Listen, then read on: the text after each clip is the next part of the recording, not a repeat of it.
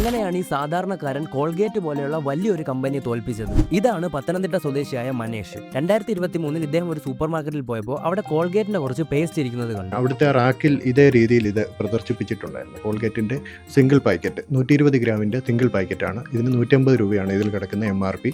അതുപോലെ തന്നെ 120 ഗ്രാമിന്റെ തന്നെ രണ്ടെണ്ണമുള്ള പാക്കറ്റ് ഇതിന് 320 രൂപ എന്നും ഇതിൽ രേഖപ്പെടുത്തിയിട്ടുണ്ട്. അതായത് ഇത് 120 ഗ്രാമിന്റെ ഒരു പാക്കറ്റിന് 150 രൂപ. നമ്മൾ ഇത്തരത്തിൽ 120 ഗ്രാമിന്റെ 2 പാക്കറ്റ് എടുത്താൽ 300 രൂപയാണ് വരേണ്ടത്. പക്ഷേ കോംബോ പാക്കിൽ രേഖപ്പെടുത്തിയിരുന്നത് 320 രൂപ.